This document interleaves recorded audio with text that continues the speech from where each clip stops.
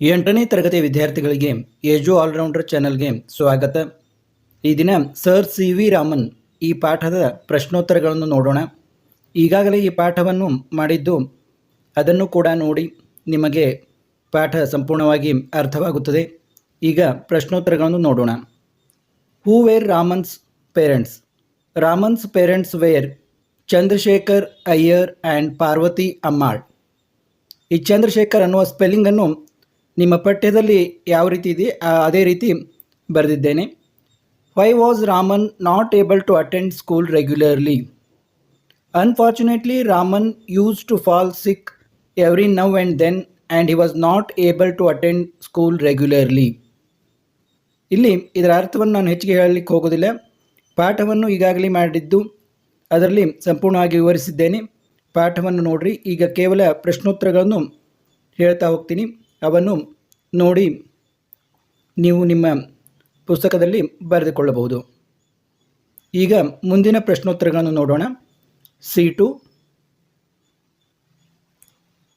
C1 ನಲ್ಲಿ ಮೂರನೇ ಪ್ರಶ್ನೆ. Where did he complete his intermediate examination? He completed his intermediate examination from Hindu college. What subjects did his relatives advise him to take for BA? His relatives wanted him to give up science and take history and economics as subjects for BA. Why could not Raman go to the United Kingdom for higher studies? Raman's health broke down again and he unable to go to the United Kingdom for higher studies.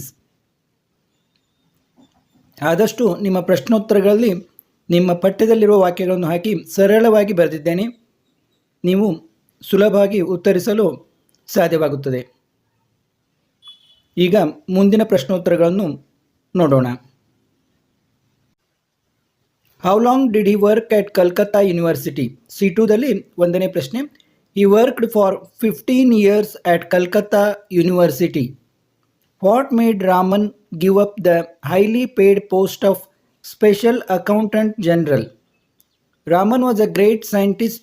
For the sake of science, he gave up the highly paid post of Special Accountant General.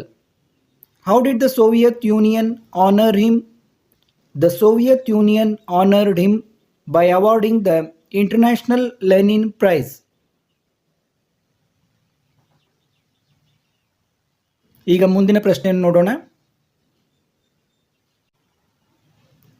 What makes you think that Raman, even as a boy, had great interest in science? C3ಯಲ್ಲಿ first question. Raman was very much interested in science from his boyhood days. Even as a boy, he had made the model of a dynamo during his school days. He borrowed science books from college students and read them from his early days. He showed great interest in science. Why did Raman's relatives ask Raman to take up arts subjects? How did Raman react to it? Raman's relatives wanted Raman to make settled in life as early as possible. Usually in competitive examination, most of the questions come from arts subjects. So, his relatives told him to take arts subject and prepare for competitive examination. As per the wish of relatives, Raman took history and economics and got first place in competitive examination. He appointed as Deputy Accountant General. ನೋಡಿ, ರಾಮನ್ ಏಕೆ arts subject ತಗೋವಂಥವ್ರನ್ನ ಸಂಬಂಧಿಕರು ಹೇಳಿದರು ಮತ್ತು ಅವನ ಅದಕ್ಕೆ ಯಾವ ರೀತಿ react ಮಾಡಿದ ಅನ್ನೋದನ್ನು ಇಲ್ಲಿ ಉತ್ತರವನ್ನು ಕೊಟ್ಟಿದ್ದೀನಿ. ಅಂದರೆ ರಾಮನ್ ಸಂಬಂಧಿಕರಿಗೆ ರಾಮನ್ನು ಬೇಗ ಯಾವುದಾದ್ರೂ ಕಾಂಪಿಟೇಟಿವ್ ಎಕ್ಸಾಮ್ ಪಾಸಾಗಿ ಒಂದು ಒಳ್ಳೆಯ ಒಂದು ನೌಕರಿಯನ್ನು ಹಿಡಿದು ಜೀವನದಲ್ಲಿ ಸೆಟ್ಲ್ ಆಗಲಿ ಅನ್ನುವ ಉದ್ದೇಶ ಅವರದಾಗಿತ್ತು. What was Raman's first disappointment in life? After his MA, Raman wanted to go to the United Kingdom for higher studies in science. But his health broke down again and he could not go. This was the greatest disappointment in his life. Why was Raman not happy with the post of Deputy Accountant General? Raman was very much interested in science.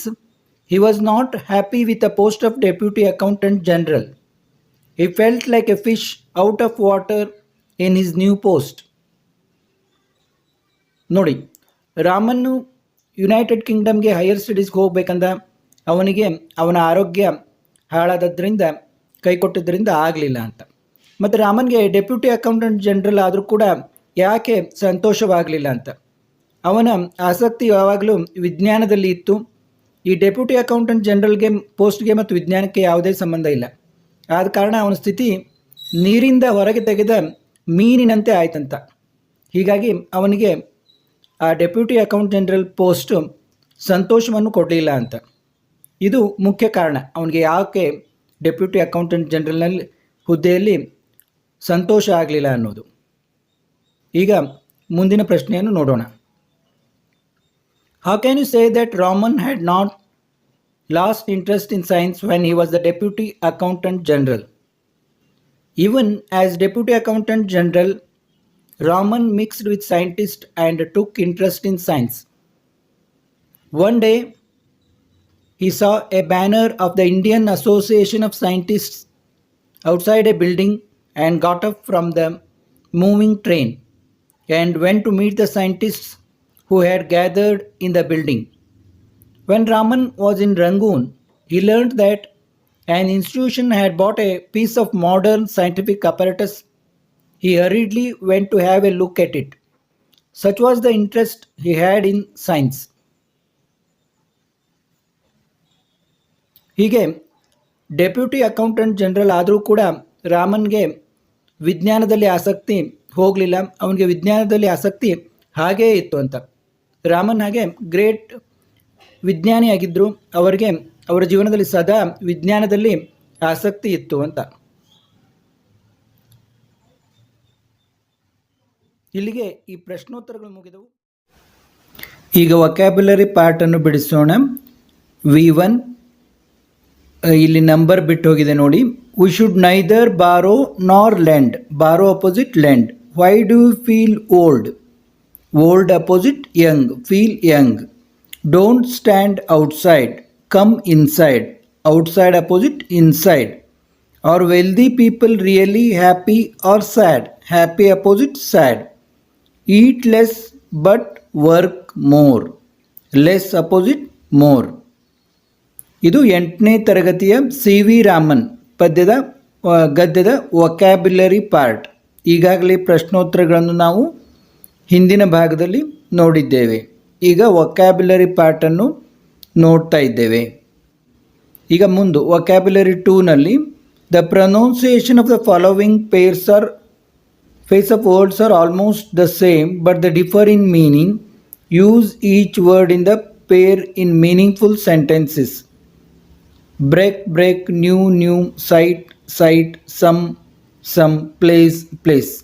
ಇದು V2ದಲ್ಲಿ break ಅಂದರೆ ಇಲ್ಲಿ ಮುರಿ ಅಂತ ಅರ್ಥ.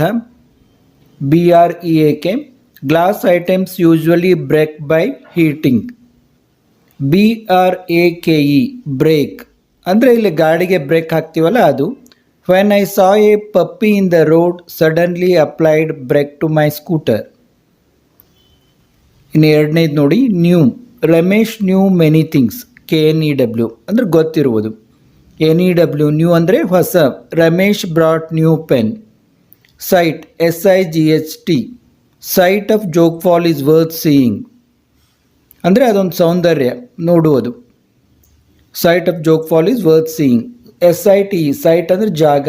This site has 4 corners. ಈಗ ಮುಂದಿನದನ್ನು ನೋಡೋಣ. ಸಮ್. SOME. ಸಮ್ ಅಂದರೆ ಹಲವು, ಕೆಲವು ಅಂದಾಗ. Only some students are good in maths ಅಂದರೆ ಕೆಲವು ವಿದ್ಯಾರ್ಥಿಗಳು ಮಾತ್ರ ಮ್ಯಾಥ್ಸ್ನಲ್ಲಿ ಚೆನ್ನಾಗಿದ್ದಾರೆ ಅಂತ. SUM. ಸಮ್ ಅಂದರೆ total. He had sum total of 5,000 rupees ಅಂದರೆ ಒಟ್ಟಿಗೆ 5,000 rupees ಅವನ ಹತ್ರ ಇದ್ವು ಅಂತ. ಪ್ಲೇಸ್. ಹಿ ಪ್ಲೇಸ್ ಫುಟ್ಬಾಲ್ ವೆರಿ ವೆಲ್. ಅವನು ಫುಟ್ಬಾಲ್ ಚೆನ್ನಾಗಿ ಆಡ್ತಾನಂತೆ. ಪ್ಲೇಸ್ ಅಂದರೆ ಸ್ಥಳ. This place is worth seeing. ಅತ್ಯಂತ ನೋಡುವಂತಹ ಸ್ಥಳವಾಗಿದೆ ಅಂತ ಇಲ್ಲಿ ವಾಕ್ಯವನ್ನು ಮಾಡಿದ್ದೀನಿ. ಇನ್ನು ಮುಂದಿನದನ್ನು ನೋಡೋಣ. ಈಗ ವೊಕ್ಯಾಬ್ಯುಲರಿ 3ಯಲ್ಲಿ ನೋಡಿ, fill in the blanks with suitable phrasal verbs or idioms using from the ones given in brackets. ಇಲ್ಲಿ ಕೊಟ್ಟಿದ್ದೀನಿ ನೋಡಿ, make up, put up with, give up, put on ಅಂತೆಲ್ಲ ಇದ್ದಾವೆ. We usually put on cotton clothes during summer. Put on. One day a villager came to me and asked me to read a letter. I tried my best but could not make out what the person had written. ಇಲ್ಲಿ make out. ಒಂದನೇದರಲ್ಲಿ put on, ಸೆಕೆಂಡಲ್ಲಿ make out ಅಂತ ಬಂದಿದ್ದಾವೆ. ಈಗ ಮುಂದೆ ಏನು ಇದೆ ನೋಡೋಣ. Great people, persons have an ocean of patience. They have learned to put up with difficulties. ಇಲ್ಲಿ put up with ಅನ್ನುವುದನ್ನು ಉಪಯೋಗ ಮಾಡಿದ್ವಿ. Raju's health used to break down now and then, so he had to give up the highly paid post of accountant in an office. Give up. At first he felt like a fish out of water. A fish out of water ಅನ್ನೋದನ್ನು ಉಪಯೋಗ ಮಾಡಿದ್ವಿ. People should make up their mind to fight against corruption. ಇಲ್ಲಿ makeup ಅನ್ನುವುದನ್ನು ಉಪಯೋಗ ಮಾಡಿದ್ದೀವಿ ನೋಡಿ. ಥರ್ಡ್ನಲ್ಲಿ ಈಗ V4ನಲ್ಲಿ ನೋಡಿ, make compound words with given in columns A and B and use the same in meaningful sentences of your own. ಇಲ್ಲಿ ನೋಡಿ, ಬಾಯ್ already ನಿಮಗೆ ಹೊಂದಿಸಿ ಕೊಟ್ಟಿದ್ದೀನಿ. ಬಾಯ್ ಇದ್ದಿದ್ದು ಬಾಯ್ಹುಡ್. 1ಗೆ G, time table, 2 D, first class, 3A, 4 road map, ರೋಡ್ಗೆ map, 5 speed post, ಸ್ಪೀಡ್ಗೆ B, classmate, 6 Cಗೆ ಕ್ಲಾಸ್ಮೇಟ್. ಹೀಗೆ ಇವು ಇದಾಗ್ತವೆ nouns. Boy, boyhood, time table, first class, road map, speed post, classmate, ಈ ರೀತಿಯಾಗಿ. ಈಗ ಮುಂದೆ ಉಳಿದ ಇವುಗಳನ್ನು ಅಭ್ಯಾಸ ಮಾಡೋಣ. Switch words, phrases in the text mean more or less the same as the following. Paragraph numbers are given in brackets. ಇಲ್ಲಿ bracket ಹಾಕಿಲ್ಲ, ಹಾಗೆ ಕೊಟ್ಟಿದ್ದೀನಿ ನೋಡಿ. For example 1 boyhood, page number 1ನಲ್ಲಿ ಅರ್ಲಿ ಡೇಸ್ ಅಂತಿದೆ, ಇದು ಪ್ಯಾರಾಗ್ರಾಫ್ನಲ್ಲಿ. ಅದೇ ಥರ ಅನ್ಕಂಫರ್ಟೇಬಲ್, ಪ್ಯಾರಾಗ್ರಾಫ್ 3ಯಲ್ಲಿ ಫಿಶ್ ಔಟ್ ಆಫ್ ವಾಟರ್ ಅಂತಿದೆ. ಥರ್ಡ್ ಚಾನ್ಸ್, ಪ್ಯಾರಾಗ್ರಾಫ್ 3ಯಲ್ಲಿ ಅಪಾರ್ಚುನಿಟಿ ಅನ್ನೋ ವರ್ಡು ಚಾನ್ಸ್ಗೆ ಸಿಮಿಲರ್ ಆಗ್ತದೆ. ಹ್ಯಾಪಿಲಿ, ಫೋರ್ತ್, ಅದು ಪ್ಯಾರಾಗ್ರಾಫ್ 5ಯಲ್ಲಿ ಗ್ಲ್ಯಾಡ್ಲಿ, ಅಂದರೆ ಎರಡು ಸೇಮ್.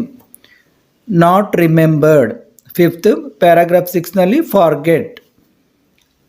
ಸಿಕ್ಸ್ತ್, ಮಾರ್ನಿಂಗ್ ಫುಡ್, ಅದಕ್ಕೇನಂತೀವಿ ನಾವು ಪ್ಯಾರಾಗ್ರಾಫ್ 6ನಲ್ಲಿ breakfast. 7, money permitted to be drawn for the expense. ಇಲ್ಲಿ ಸಿಮಿಲರ್ ವರ್ಡ್ ಯಾವುದೂ ಇಲ್ಲ, ಸನ್ನಿವೇಶವನ್ನು ಕೊಡಲಾಗಿದೆ. ಪ್ಯಾರಾಗ್ರಾಫ್ 7ನಲ್ಲಿ exchange the burnt notes for new note ಅಂತ ಯೂಸ್ ಮಾಡಿದ್ವಿ. ಸಿಮಿಲರ್ ವರ್ಡ್ ಯಾವುದು ಕಂಡು ಬಂದಿಲ್ಲ. 8, ಸಿಂಪತಿ, ಪ್ಯಾರಾಗ್ರಾಫ್ 7ನಲ್ಲಿ ಪಿಟಿ ಅನ್ನುವ ವರ್ಡ್ ಇದೆ, ಕರುಣೆ ಅನ್ನುವ ವರ್ಡು ಸಿಂಪತಿಗೆ ಸಿಮಿಲರ್ ಆಗಿದೆ. ಆದ ಕಾರಣ ಇದನ್ನು ನಾವು ಇಲ್ಲಿ ಸೇಮ್ ಆಗಿ ತೆಗೆದುಕೊಂಡಿದ್ದೀವಿ. ಇನ್ನು ಮುಂದಿನ ಭಾಗವನ್ನು ನೋಡೋಣ. Give the negative forms of the underlined words using a prefix like in, un, dis, im. ಇದು V6ನಲ್ಲಿ ನಾನು ಈಗಾಗಲೇ ಹೇಳಿದಾಗ ಸ್ವಲ್ಪ ಹಿಂದೆ ಮುಂದೆ ಆಗಿದ್ದಾವೆ, ಅವನ್ನು ನೀವು ನೋಡ್ಕೊಳ್ಳಿ. ಆ್ಯನ್ ಇಂಟ್ರೆಸ್ಟಿಂಗ್ ಸ್ಟೋರಿ ಅನ್ನೋದು ಆ್ಯನ್ ಅನ್ಇಂಟ್ರೆಸ್ಟಿಂಗ್ ಸ್ಟೋರಿ ಆಗ್ತದೆ. ಇಲ್ಲಿ ಆ್ಯನ್ ಯಾಕೆ ಬಂತು, ಸಿಂಪಲ್, ನಿಮ್ಗೆ ಗೊತ್ತಿದೆ. A-E-I-O-U ಈ ಸ್ವರಗಳು ಬಂದಲ್ಲಿ ಆ್ಯನ್ ಉಪಯೋಗಿಸ್ತೀವಿ.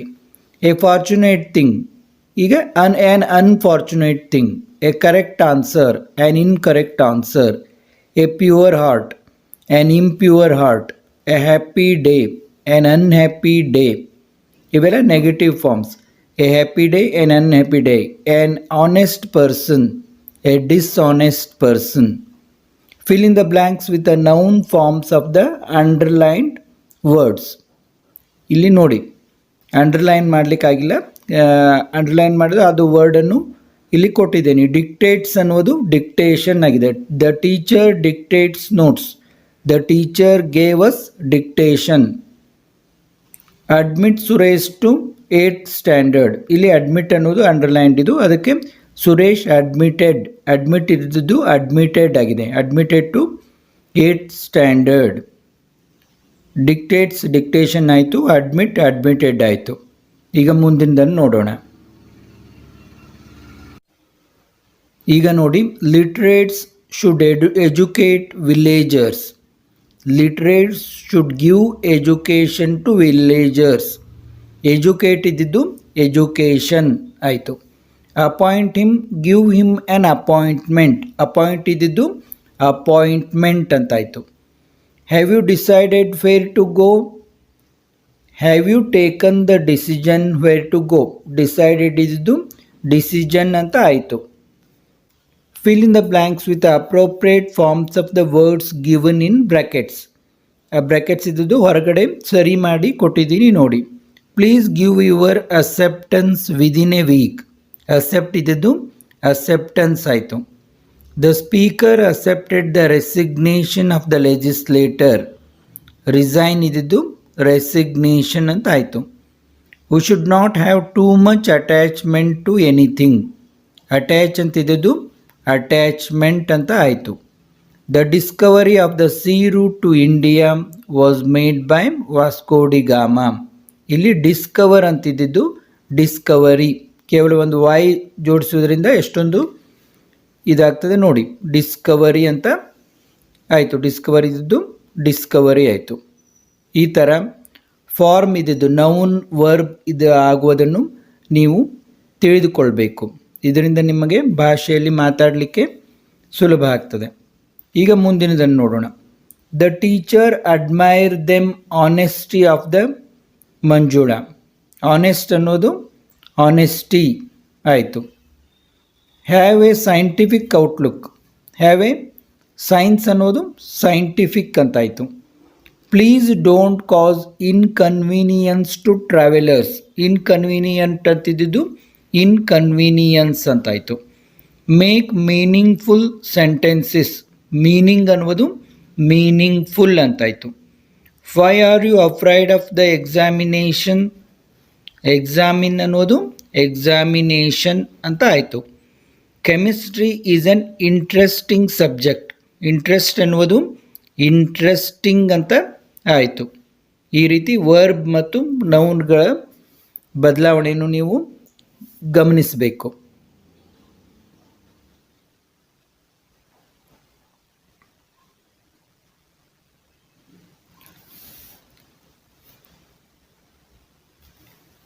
ಈ ಚಾನಲ್ಗೆ ಸಬ್ಸ್ಕ್ರೈಬ್ ಆಗದವರು ಸಬ್ಸ್ಕ್ರೈಬ್ ಆಗಿ, ಹಾಗೂ ನಾವು ಮಾಡುವ ಪಾಠ ಪ್ರಶ್ನೋತ್ತರಗಳು, ಭಾಷಾಭ್ಯಾಸ, ವ್ಯಾಕರಣ ಇತ್ಯಾದಿಗಳನ್ನು ನೋಡಿ. ಕನ್ನಡ, ಹಿಂದಿ, ಇಂಗ್ಲೀಷ್ನಲ್ಲಿ 6ನೇ ತರಗತಿಯಿಂದ 10ನೇ ತರಗತಿವರೆಗೆ ವಿಡಿಯೋಗಳನ್ನು ಮಾಡಲಾಗುತ್ತಿದ್ದು, ಅದರ ಪ್ರಯೋಜನವನ್ನು ಪಡೆಯಿರಿ. ನಿಮ್ಮ ಗೆಳೆಯರಿಗೂ ಕೂಡ ತಿಳಿಸಿ. ಎಲ್ಲ ವಿದ್ಯಾರ್ಥಿಗಳಿಗೂ ವಂದನೆಗಳು.